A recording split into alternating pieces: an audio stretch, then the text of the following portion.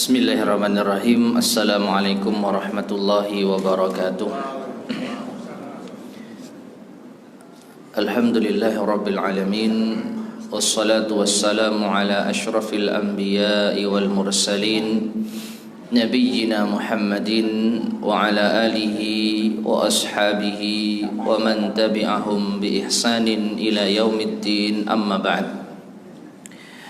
Ma'asyiral muslimin, para jamaah sekalian rahimani wa rahimakumullah. Melanjutkan kembali kajian kita membahas kitab Al-Kabair, dosa-dosa besar, yang disusun oleh Al-Imam Az-Zahabi rahimahullahu ta'ala. Dan sekarang kita masuk pada pembahasan dosa besar yang ke-60. Al-Kabiratus Sittun. Qala al-muallif rahimahullah: al-wasilatu fi sya'riha wal mutafallijatu wal washimatu, yaitu orang yang menyambung rambutnya, maksudnya wanita, karena diakhiri tak marbutah. Al-wasilatu, wanita yang menyambung rambutnya, dan wanita yang merenggangkan giginya, dan wanita yang mentato tubuhnya. Mentato tubuh mencakup tangan, kaki, dan semua yang ada di dalam tubuhnya. Maka ini termasuk di antara dosa-dosa besar. Nah, di sini al-muallif menyebutkan dalam bentuk muannas atau wanita, karena memang kebanyakan yang melakukan hal ini adalah para wanita, yang tujuannya adalah untuk memperindah diri dengan merubah ciptaan Allah Subhanahu wa ta'ala.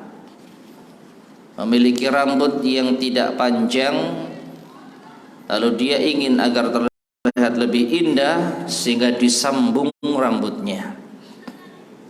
Demikian pula gigi yang rapat, bagi wanita mungkin ini kurang indah, kemudian direnggangkan. Demikian pula dengan menato tubuh. Namun wallahu a'lam bishawab, yang saya pahami ini juga berlaku bagi laki-laki. Ya. Jadi ini mirip dengan larangan meratap atau larangan, yaitu wanita-wanita yang meratap. Ini sebenarnya juga berlaku bagi kaum lelaki. Cuman Rasulullah SAW menyebut dengan bentuk wanita karena memang yang rentan untuk meratap di kuburan itu para wanita. Sehingga di antara hikmahnya mereka dilarang untuk mengantarkan jenazah ke kuburan, karena dikhawatirkan mereka mudah untuk menangis histeris meratapi mayit. Adapun kalau laki-laki maka juga demikian, bahkan para ulama menyebutkan lebih parah lagi, karena dosa ini biasanya dilakukan oleh para wanita. Kalau ada laki-laki yang melakukannya maka lebih parah lagi. Ya, termasuk dalam hal ini misalkan ada laki-laki yang menyambung rambutnya, ya, kemudian merenggangkan giginya. Adapun menato ini sudah lumrah, laki maupun wanita. Taib, semuanya adalah dosa besar. Hadis yang dibawakan oleh al-muallif rahimahullah taala, qala an-nabiy sallallahu alaihi wasallam, Nabi sallallahu alaihi wasallam bersabda: la'anallahu al-wasilata wal mutawassilata. Allah melaknat orang yang menyambung rambut dan yang meminta untuk disambung rambutnya. Wanita yang menyambung rambut atau yang minta disambung rambutnya. Berarti di sini ada dua pihak yang mendapat ancaman laknat, yaitu orang yang melakukan aktivitas menyambung rambut. Kalau sekarang mungkin ya ahli perambutan, ya mungkin orang salon gitu ya, yang dia menerima jasa menyambung rambut. Nah, itu al-wasilah. wal mutawassilah, dan orang yang minta disambung rambutnya, pasiennya, customernya, maka dua-duanya mendapat ancaman laknat dari Allah Subhanahu wa taala. Wal washimata wal mutawashimata, dan wanita yang menato dan yang minta untuk ditato. Ya, sekali lagi di dalam hadis ini Rasulullah SAW menyebutkan dalam bentuk muannas. Apa muannas? Wanita. Al-washimata, wanita yang mentato. Wal mutawashimata, dan wanita yang minta untuk ditato. Namun ini bukan berarti laki-laki boleh mentato atau minta ditato, karena umumnya hal ini dilakukan oleh para wanita agar tubuh mereka lebih terlihat indah atau menarik, mereka mentato. Dan tentu saja yang dimaksud tato di sini sebagaimana yang dijelaskan oleh Syekh Masyhur Hasan Al-Salam hafizahullah taala, yaitu dengan menggunakan jarum, ya, sebagaimana beliau menukil dari penjelasan Imam An-Nawawi dalam syarah Sahih Muslim. Jadi dengan menggunakan jarum yang di situ akan ditembakkan semacam tinta. Ya, menato yang kita sudah memahami bersama. Nah, jadi yang mentato maupun yang ditato maka terancam laknat. Dalam hadis disebutkan dalam bentuk wanita, sedangkan maksudnya umum, baik laki maupun wanita. Wan namisata wal mutanammisata, dan juga termasuk yang dilaknat oleh Allah Subhanahu wa taala adalah wanita yang mencabut alisnya dan wanita yang minta untuk dicabut alisnya. Mencabut alis dengan tujuan sekali lagi memperindah, ya, niat mereka memperindah tubuh dan semisalnya. Maka ini termasuk di antara hal yang mendatangkan laknat Allah.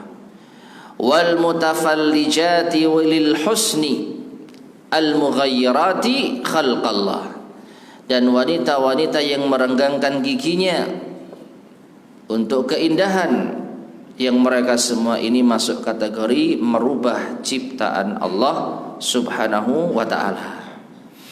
Nah, ma'asyar muslimin rahimani wa rahimakumullah. Jadi hal-hal yang disebutkan di dalam hadis ini itu terancam laknat, dan di antara suatu dosa masuk kategori dosa besar karena ada ancaman laknat ini. Jadi ini bukan dosa yang biasa. Namun sangat disayangkan banyak kaum muslimin yang masih melakukannya. Ya, entah itu menyambung rambut, memasang rambut tiruan, ya, seperti sanggul juga masuk, ataupun yang lainnya. Kemudian juga yaitu tato, kemudian merenggangkan gigi, mencabut alis. Ini perkara-perkara yang masuk kategori merubah ciptaan Allah Subhanahu wa taala. Allah Subhanahu wa taala sudah menciptakan manusia bi ahsani taqwim, dengan sebaik-baiknya, lalu kita merubahnya, maka ini mengundang laknat dari Allah Subhanahu wa taala. Hadis ini muttafaqun alaih, disepakati kesahihannya oleh Bukhari dan Muslim. Taib, hadis berikutnya. Wa qala sallallahu alaihi wasallam, dan Rasulullah sallallahu alaihi wasallam bersabda, "Thamanul kalbi", upah dari penjualan atau hasil dari penjualan anjing, waddami, dan juga penjualan darah, haramun, itu haram, wa kasbul baghi, dan juga upah perzinahan, la wala anal washimata wal mutawashimata, dan Allah melaknat wanita yang mentato dan wanita yang ditato, wa akilar riba wa mukilahu, orang yang memakan riba dan orang yang memberi makan riba, wa la'anal musawwirin, dan Allah juga melaknat para penggambar atau pelukis makhluk bernyawa. Muttafaqun alaih, hadis ini disepakati kesahihannya oleh Bukhari dan Muslim. Baik, hadis yang terakhir ini, ma'asyar muslimin rahimani wa rahimakumullah, al-mu'allif membawakan hadis yang memiliki banyak yaitu pembahasan lain ya. Yang pertama tsamanul kalbi, uang hasil penjualan anjing. Ya. Waddami, dan juga penjualan darah. Itu apa? Haramun, hukumnya haram. Dan sesuatu dikatakan haram, ini sebenarnya sudah termasuk di antara kategori dosa besar. Ya, ketika kita mendapati dalil dengan tegas Allah dan Rasulnya, atau Allah atau Rasul yang mengatakan haram, maka ini sudah cukup masuk dalam kategori tidak dosa besar. Atau lawan dari haram apa? Tidak halal. Ini juga demikian. Sesuatu kalau diungkapkan dengan lafaz tidak halal, ini pun juga masuk dosa besar. Nah, penjualan anjing ini termasuk di antara perbuatan yang haram secara mutlak. Apa maksudnya secara mutlak? Anjing apapun dengan tujuan apapun. Ya, meskipun ada perbedaan pendapat sedikit di kalangan para ulama, kalau anjing itu untuk penjagaan, anjing yang dilatih untuk menjaga kebun, hewan ternak dan yang semisalnya, apakah haram? Maka wallahu a'lam bishawab, ya, juga termasuk haram. Nah, para ulama yang berbeda pendapat ini karena memahami hadis yang didhaifkan oleh sebagian para ulama sebagai hadis yang sahih. Apa itu? Tsamanul kalbi haramun illa kalbas sayd. Jadi ada hadis riwayat Imam An-Nasa'i yang ada tambahan kecuali anjing untuk berburu. Ya. Jadi uang hasil penjualan anjing ini termasuk haram dalam hadis riwayat An-Nasa'i illa kalbas sayd, kecuali anjing untuk berburu. Namun yang sahih, tambahan ini dhaif, diriwayatkan oleh Imam An-Nasa'i dengan hadis yang dhaif. Sehingga kesimpulannya yang sahih, menjual anjing, jual beli anjing jenis apapun dan dengan tujuan apapun itu hukumnya haram. Ya. Jadi yang pertama karena apa? Kemutlakan hadis ini. Karena ini hadis yang sahih. Riwayat Bukhari Muslim.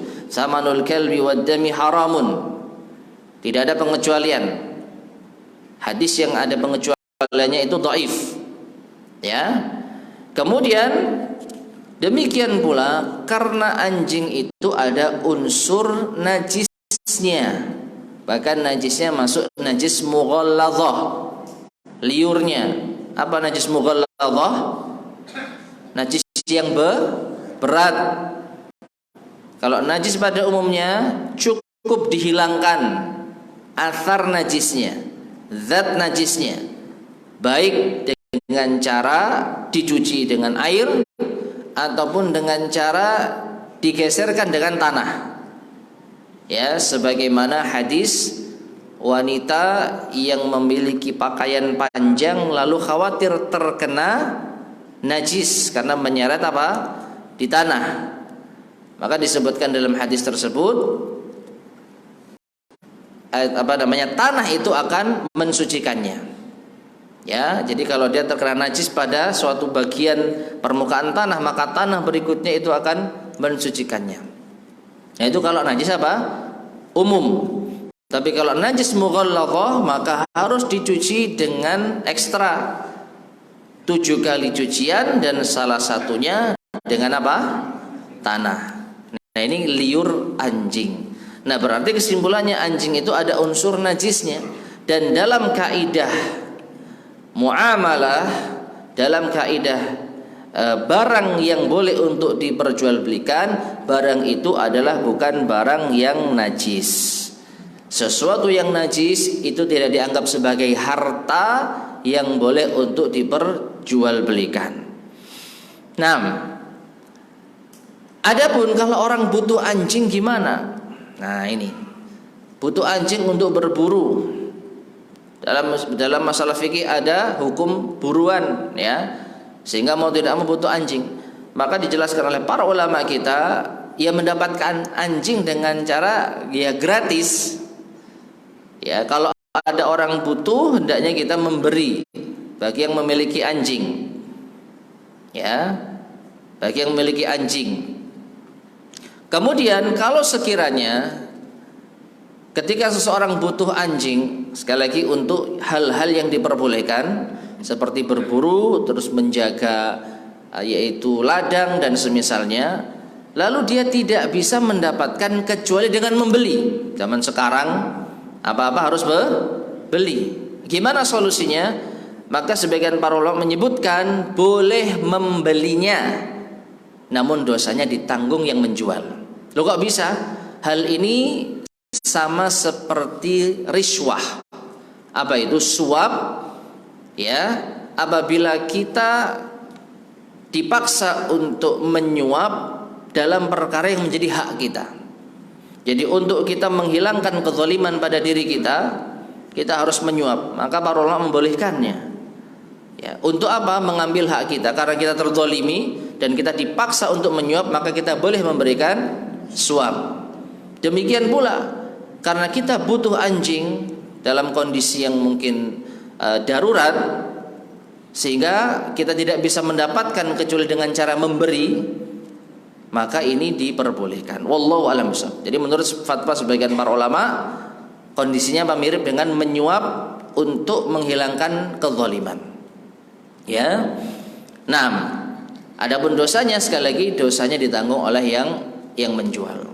Karena orang yang membeli itu terpaksa. Sekali lagi apabila memang dia benar-benar butuh, ya, dan memiliki anjing untuk kebutuhan tertentu, itu tidak dilarang. Yang dilarang kalau dijadikan yaitu sebagai salah satu penghuni rumah, sehingga malaikat tidak masuk rumah yang di dalamnya ada apanya? Anjingnya. Salah satunya ada anjingnya. Taib.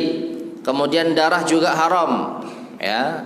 Jual beli darah, baik menjualnya dalam bentuk mentah maupun menjualnya dalam bentuk matang. Ya, mentah untuk bahan apa namanya itu? Dede ya, apa namanya? Dede itu ya. Ya. Maka penjualnya maupun yang membelinya ini juga masuk di dalam dosa. Kemudian upah perzinahan jelas. Nah, kemudian Allah melaknat wanita yang mentato dan yang ditato. Kemudian pemakan riba dan yang memberi makan riba. Dan yang terakhir Allah melaknat orang-orang yang menggambar makhluk bernyawa. Nah, jadi di sini atau dua hadis ini menyebutkan ancaman laknat dari Allah Subhanahu wa taala bagi orang-orang yang mentato dan yang selainnya. Taib. Sekarang kita masuk pada dosa besar berikutnya. Al-kabiratul hadiyatu was-sittun, dosa besar ke-61. Qala al-muallifu rahimahullah, man asyara ila akhihi bihadidatin, yaitu siapa yang mengacungkan senjata tajam kepada saudaranya. Ya. Jadi mengacungkan senjata tajam atau senjata yang mematikan kepada saudaranya, maka ini termasuk dosa besar. Sekedar apa? Sekedar mengacungkan saja. Maka apalagi kalau mengenai, apalagi kalau melukai. Sekedar mengacungkan saja ini termasuk dosa besar. Hadis yang dibawakan oleh al-mu'allif rahimahullah, qala an-nabiy sallallahu alaihi wasallam, Nabi sallallahu alaihi wasallam bersabda, man asyara ila akhihi bihadidatin, barang siapa yang mengacungkan kepada saudaranya senjata atau senjata tajam, fa innal malaikata tal'anuhu wa in kana akhahu min ummihi wa abihi, maka sesungguhnya malaikat itu akan melaknatnya meskipun itu dilakukan kepada saudaranya, baik saudara seayah maupun saudara seibu. Rawahu Muslimun, hadis ini diriwayatkan oleh Imam Muslim. Taib, masyarakat muslimin rahimani wa rahimakumullah. Jadi mengacungkan senjata yang kepada seorang muslim Ini hukumnya haram. Dan ancamannya adalah laknat dari malaikat. Ya, dan laknat cukup sebagai dasar kalau itu adalah dosa besar. Baik laknat Allah ataupun laknat Rasulullah ataupun laknat malaikat ataupun laknat manusia. Sekalipun laknat manusia, maka yang namanya laknat itu menunjukkan dosa besar. Ya. Adapun sabda Nabi sallallahu alaihi wasallam, wa in kana akhahu min ummihi wa abi, meskipun itu saudara seayah atau seibunya, ini sekedar penekanan. Artinya apa? Meskipun kepada saudara sendiri. Maknanya apa? Yang namanya saudara sendiri nggak mungkin diancam. Ya mungkin itu bercanda. Itu hanya guyonan. Ya. Maka sampai pun itu niatnya bercanda, maka tidak diperbolehkan. Ya. Karena apa? Disebutkan dalam hadis ini, meskipun kepada saudara sendiri, yang sudah pasti yang namanya saudara tidak ada unsur kesengajaan pada umumnya. Meskipun zaman sekarang musuhan antar saudara banyak, ya, tapi disebutkannya saudara di dalam hadis ini karena apa? Menyerang saudara atau menyakiti saudara secara asal ini bukanlah hal yang biasa. Ya, ini bukan hal yang biasa. Bisa dikatakan hampir tidak mungkin orang itu menyodongkan senjata kepada saudara sendiri. Jadi maksudnya meskipun bercanda ini dilarang. Nah, di sini ada penjelasan dari Syekh Mansur Hasan Al-Salman hafizallahu taala yang cukup menarik ya. Jadi dosa besar yang ke-61 ini cuma satu hadis, benar Pak ya? Cuma satu hadis ya. Ya, setelah itu masuk dosa besar ke-62. Baik, kita tambahkan keterangan dari Syekh Mansur hafizahullah taala. Beliau mengatakan wa hadzal haditsu fihi ta'kidu hurmatil muslim. Hadis ini di dalamnya terdapat pelajaran penekanan terhormatnya seorang muslim. Wan nahyu syadidu an tarwi'ihi wa takhwifihi, dan larangan yang keras dari membuatnya terkejut atau takut.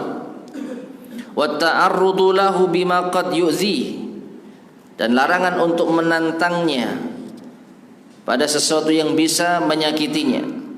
Wa qauluhu sallallahu alaihi wasallam, adapun sabda Rasul sallallahu alaihi wasallam, wa in kana akhihi li abihi wa ummi, meskipun itu terhadap saudara seayah atau seibu, mubalaghatun fi idahi umumin nahyi fi kulli ahad. Ini bentuk penekanan di dalam penjelasan bahwa larangan ini bersifat umum kepada siapapun. Seperti yang tadi saya sampaikan, sampai pun kepada saudara yang itu dianggap bercanda, itu tetap dilarang. Naam. Sawa'un kana hada hazlan wa la'iban amla. Sama saja ini bercanda, main-main atau tidak. Lianna tarwi'al muslimi haramun bikulli hal. Karena menakut-nakuti seorang muslim itu haram dalam setiap keadaan. Wa li'annahu qad yasbiquhu silah. Dan terkadang bisa jadi senjata itu mendahuluinya. Kama sarraha bihi fi riwayatil ukhra, sebagaimana ditegaskan di dalam riwayat yang lain. Ya. Jadi apa? Meskipun itu bercanda, tapi betapa seringnya dimulai dari candaan lalu jatuhlah korban. Tidak bermaksud untuk menyerang, tapi ternyata kejadian, entah itu dengan senjata api maupun senjata tajam, ya, maka Islam mencegah ini sedini mungkin, sehingga mendodongkan senjata dalam bentuk apapun kepada seorang muslim itu haram. Ya, wala'nul malaikati, adapun laknat malaikat lahu kepadanya yadullu ala annahu haram. Ini menunjukkan bahwa itu adalah perbuatan haram. Taib. Kemudian waqad warada 'anil nabi sallallahu alaihi wasallam ahaditsu katsiratun fi nahyi 'anil isyarati ila al-muslimi bis-silah. Dan terdapat riwayat dari Nabi sallallahu alaihi wasallam, hadis-hadis yang banyak atas larangan menodongkan atau mengacungkan kepada seorang muslim senjatanya. Wa bayanu kaifiyati at-ta'amuli ma'asilah, dan juga penjelasan bagaimana seharusnya yaitu bermuamalah atau memperlakukan senjata fi majami'in nas, di dalam perkumpulan manusia, wa majalisihimul amah, dan juga di majelis-majelis umum mereka. Ya. Akhrajal Bukhari wa Muslimun fi sahihaihima, sebagaimana diriwayatkan oleh Al-Bukhari dan Muslim dalam kitab sahih keduanya, an Abi Hurairah radhiyallahu anhu anin Nabi sallallahu alaihi wasallam qala, dari sahabat Abu Hurairah dari Rasulullah sallallahu alaihi wasallam, beliau bersabda, la yushiru ahadukum ila, wa fil Bukhari ala, janganlah salah seorang di antara kalian menodongkan kepada atau di atas, ya, akhihi bisilah, saudaranya, yaitu dengan senjata. Jangan mengarahkan kepadanya, baik itu mungkin secara yaitu datar ataupun dari atas ke bawah. Ya. Fa innahu la yadri, karena dia tidak tahu, la'alla syaitana yanzi'u, bisa jadi setan itu akan mencabut. Wa fil Bukhari yanzaghu, ya, dalam lafaz Bukhari dengan ghin. Bedanya apa? Kalau dengan ghin, ya, itu setan akan menghiasinya. Yanzaghu artinya apa? Bisa jadi setan akan menggoda orang yang mengacungkan senjatanya, nembao, serang. Jadi menghiasi. Tidak apa-apa, ini hanya mainan, biar asik. Itu maknanya yanzabu. Setan akan menghiasi di dalam hati saudaranya ini untuk apa? Melakukan penodongan atau pengacungan senjata.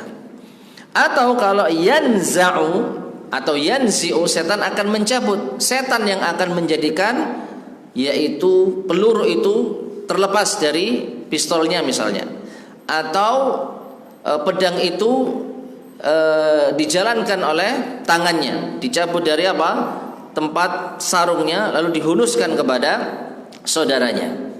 Ya, apapun itu ma'asyar muslimin rahimani wa rahimakumullah, dengan adanya penodongan ini, maka sangat besar kemungkinan seseorang itu akan digoda oleh syaitan yang menjadi sebab jatuhnya korban. Ya, meskipun itu tidak sengaja. Naam. Wa huwal hamlu wal igra'u 'alal fasad, dan setan ini suka membawa apa? Permusuhan dan kerusakan. Baik. Kemudian ma'asyar muslimin rahimani wa rahimakumullah. Sedikit faedah lagi dari Syekh Mansur hafizahullah taala.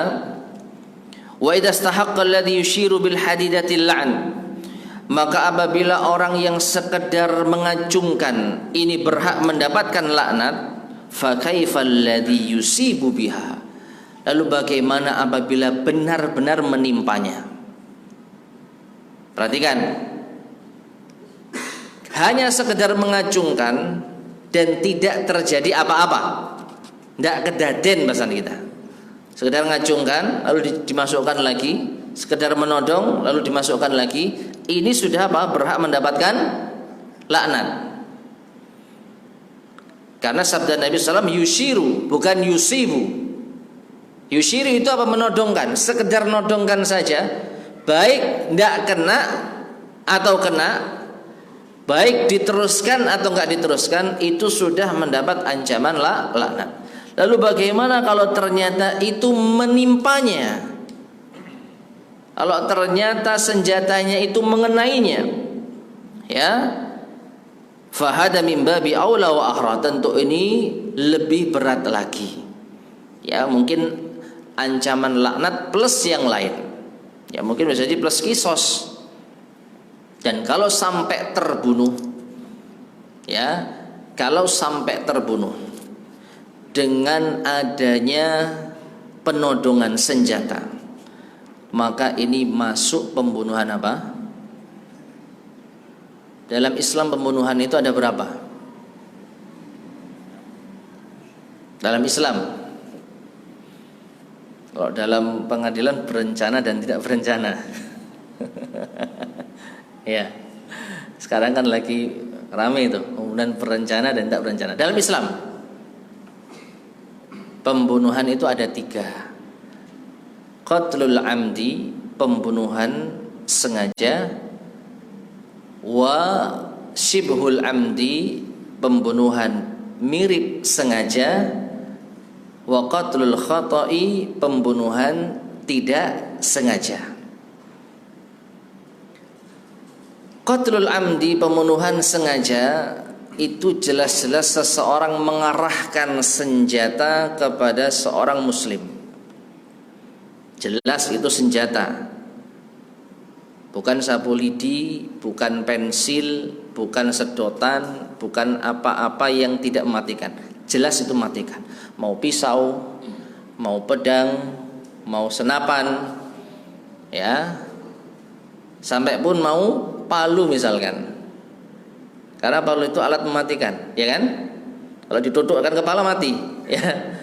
Jadi senjata yang mematikan. Jadi kalau ada seorang mengarahkan senjata kepada saudaranya, jelas-jelas seperti itu, lalu terbunuh, maka wallahu a'lam bishawab, ini masuk pembunuhan sengaja. Ya. Dan pembunuhan sengaja ini berhak untuk diqisas. Kalau keluarga korban menuntut qisas. Yang kedua, pembunuhan apa tadi?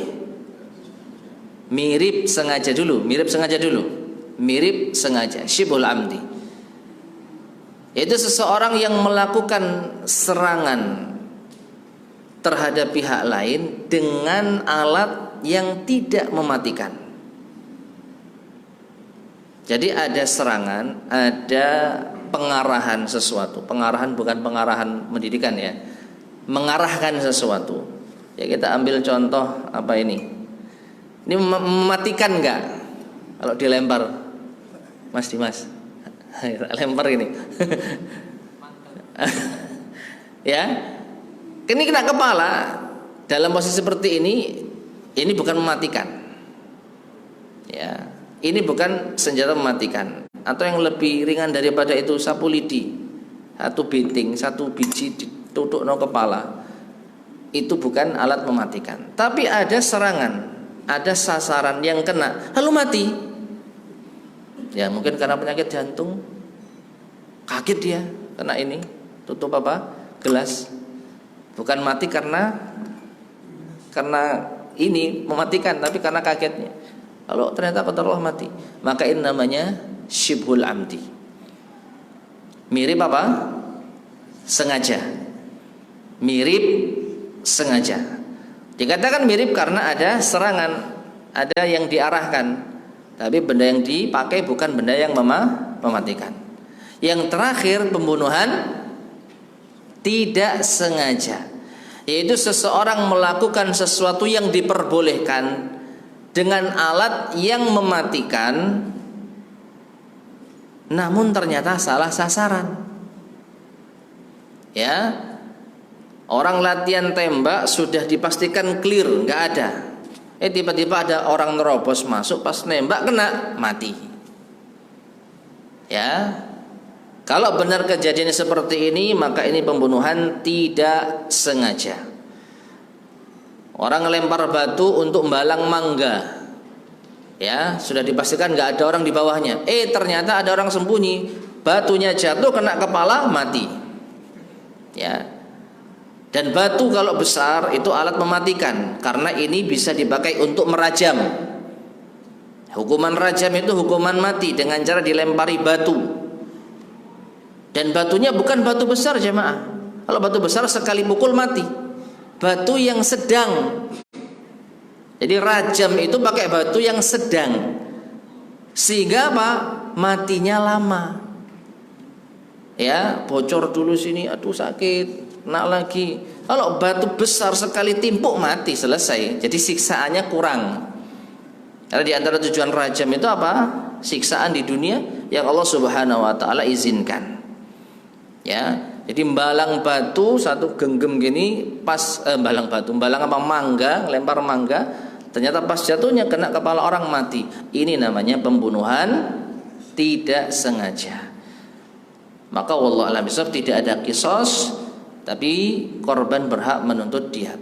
Nah, dari sini ma'asyarul muslimin rahimani wa rahimakumullah, apa yang dilakukan oleh orang ini mengacungkan senjata meskipun niatnya bercanda, ini sudah terancam laknat. Kalau kena maka sudah terkena laknat, juga apa? Masuk dosa pembunuhan. Dan pembunuhan sudah pernah dibahas di awal-awal pembahasan, ya mungkin insyaallah Ustaz Husnul rahimahullah yang membahasnya, termasuk dosa besar. Nah, jadi saya masuk mengingatkan di sini ya, kalau mengacungkan saja itu sudah ancamannya laknat, maka apalagi kalau mengenai. Taib. Kemudian kata beliau selanjutnya, fal yaqilu hadat tahrima ulaikal abithuna bil aslihatin nariyah.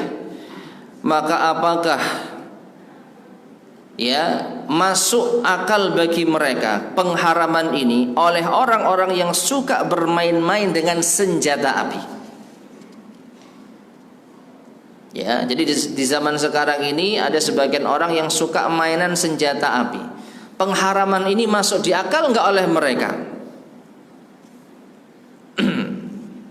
Ya, wala siyama fil a'rash, terlebih dalam acara-acara arus, yaitu resepsi atau walimahan atau tasyakuran atau peringatan apapun itu. Wa kam min dhahiyatin bari'atin saqatat bisababi hamaqatihim wa qillati mubalatihim. Dan betapa banyak yang menjadi korban tidak bersalah, jatuh korban dengan sebab kebodohan mereka dan sedikitnya kepedulian mereka tentang keselamatan manusia. Ya, mainan senjata api, ya mainan pedang yang tajam atau mainan panah sembarangan, ya tidak diperhatikan keselamatannya. Tapi di sini Syekh lebih menyorot pada apa? Senjata api nih. Perhatikan di sini ya. Dan ini juga mungkin sering kita dengar kabarnya, gara-gara mainan senjata api ada orang yang terbunuh oleh saudaranya sendiri, oleh adiknya sendiri dan yang semisalnya. Wa in kana an-nahyu tsabitan anil khadqi bil hasa. Meskipun kalau kita perhatikan larangan ini tetap di dalam hadis, ditetapkan dalam hadis itu apabila menodongkan dengan tongkat atau besi atau senjata, ya senjata yang tidak apa? Berapi. Fama baluka fi man yutliquna ar-rasas. Lalu bagaimana pendapatmu terhadap orang-orang yang mengeluarkan atau menembakkan senjata-senjata mereka, ya menembakkan peluru dari senjata-senjata mereka fi majami'in nasil 'ammah, dalam kerumunan manusia, mu'abbirina an farhatihim, dengan alasan ini ungkapan kegembiraan. Ya, bizawajin, misalkan ketika ada pernikahan. Wallahu alam, kalau di sini saya belum pernah tahu ya, pernikahan lalu dirayakan dengan tembakan, ada? Hah? Ada? Hah? Kalau mercon, nah ini kayaknya beda lagi kalau mercon ya. Ini senjata Pak, senjata tembak senapan. Ya. Kalau di luar negeri mungkin ini ya, jadi saking senengi, weh pesta pora, nah ya. Ya? Nah, pemahaman apa lagi gitu. Di saat bersedih orang dikagetkan dengan itu ya. Meskipun itu tidak diarahkan secara langsung, tapi kan menebar, semacam menebar teror gitu ya. Jadi saya di sini menyorot ya dilepaskannya tembakan-tembakan Bahkan mungkin di antara mereka kurang perhatian, entah itu ke arah atas atau bawah, atau bahkan mungkin bisa mengenai siapapun. Fi majami'in nas, di tempat kumpulan manusia. Ya.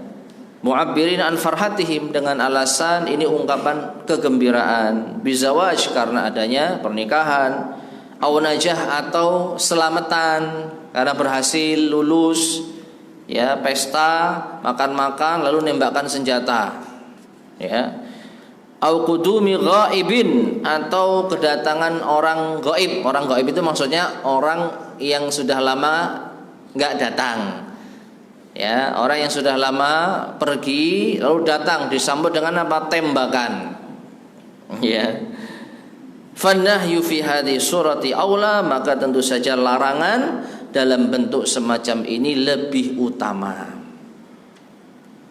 Jadi meskipun sekali lagi ma'asyar muslimin rahimani wa rahimakumullah, bisa jadi mereka tidak menyasar kepada saudaranya secara langsung, tapi setidaknya menyalakan senjata, mengeluarkan suara, memercikkan api, dilihat orang, ini semacam apa? Teror. Tapi orang-orang suka, orang-orang merasa senang, tidak takut. Nah, ini sudah keluar dari fitrah. Karena orang yang masih sesuai fitrahnya, masih jernih fitrahnya, dengan senapan, ya, mereka apa? Merasa takut. Karena ini bukan senjata biasa, senjata yang mematikan. Dengan jarak jauh bisa menjadi sebab orang terbunuh, tewas. Maka menyalakan senjata, memakai senjata di tempat-tempat umum, meskipun sekali lagi tidak diacungkan secara langsung, ini kata Syekh Mansur Hafidhullah Ta'ala termasuk bab ini. Ya, jadi jangan main-main senjata di tempat umum. Ya, meskipun hadisnya itu senjata tajam yang tidak apa, memiliki api dan daya hancur yang berat, tapi sekarang kita jumpai senjata-senjata itu lebih canggih. Jadi tanpa adanya pertempuran jarak dekat, orang bisa apa? Tewas dari jarak jauh. Tentu ini lebih berbahaya lagi. Wallahu ta'ala alam bissawab.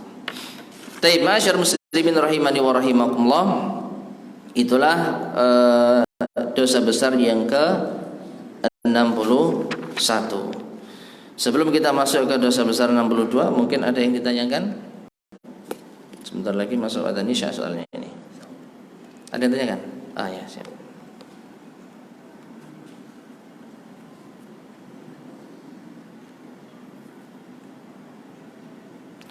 Assalamualaikum Ustaz. Waalaikumsalam. Satu, pertanyaan pertama, bagaimana jika seorang ibu mengacungkan senjata sebagai bentuk perlawanan dari ancaman orang yang akan menzalimi dirinya atau keluarganya agar selamat dari bahaya? Taib. Jadi yang saya pahami, bagaimana hukumnya mempertahankan diri dengan senjata, itu kan kesimpulannya. Mempertahankan diri dengan senjata agar orang yang mau membahayakan dirinya mengurungkan niatnya. Wallahu a'lam bishawab. Kalau tujuannya seperti ini, ya semoga diperbolehkan, dengan catatan orang yang akan menyerang benar-benar diduga kuat akan melakukan pembunuhan, akan melakukan penyerangan. Ya. Jadi menodongkan senjata apabila orang ini jelas-jelas mau menyerang, maka wallahu a'lam bishawab, hal ini diperbolehkan. Karena tujuannya bukan untuk menakut-nakuti orang yang tidak bersalah, tapi karena dia ingin mempertahankan diri dari serangan orang yang bersalah. Ya. Sampai pun nanti ternyata mungkin salah satu di antara mereka tewas, maka Rasulullah SAW bersabda, man qutila duna malihi fahuwa syahid. Barang siapa yang terbunuh karena mempertahankan hartanya, dia syahid. Jadi sudah menodongkan senjata, ternyata dia masih kalah, maka dia mati syahid. Adapun pembunuhnya, penjahatnya, maka tetap dia masuk di dalam dosa besar pembunuhan. Apakah hal tersebut juga berlaku untuk seorang ayah? Sama saja, laki-laki maupun wanita mempertahankan diri dengan senjata. Wallahu alam, semoga ini tidak mengapa. Ada nih? Ya. Belum? Kurang 2 menit. Taib. Baik, ada lagi yang sampaikan?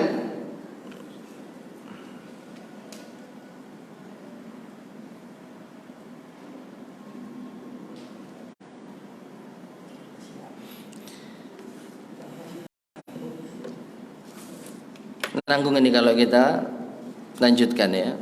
Karena hadisnya banyak ini. Dosa besar yang ke-62 itu hadisnya banyak. Manidda'a ila ghairi abih.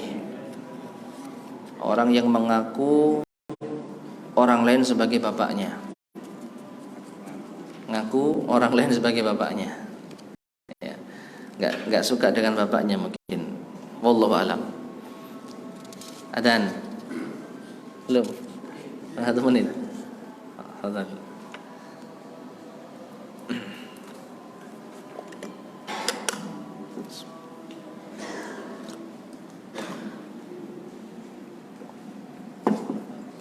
Allahu Akbar, Allahu Akbar,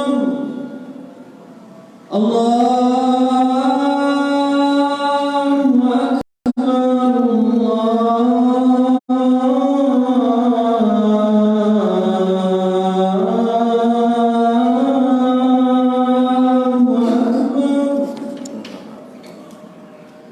Asyhadu an la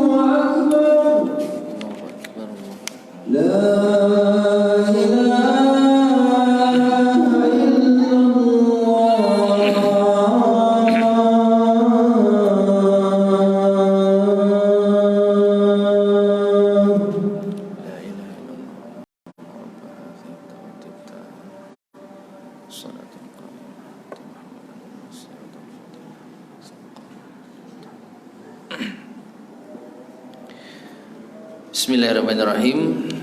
Ma'asyiral muslimin rahimani wa rahimakumullah.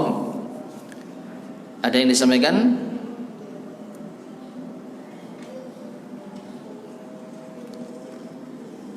Baik, jika tidak ada, kita cukupkan sekian. Semoga bermanfaat. Kurang lebihnya saya mohon maaf. Subhanakallahumma bihamdika asyhadu an la ilaha illa anta astaghfiruka wa atubu ilaik. Walhamdulillahirabbil alamin. Wassalamualaikum warahmatullahi wabarakatuh. Waalaikumsalam.